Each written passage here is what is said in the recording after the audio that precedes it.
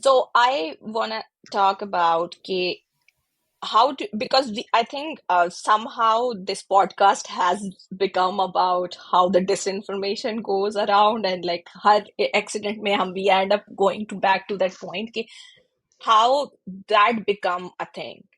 And what do you guys think that kind of disinformation can hurt the air travel and also any major player?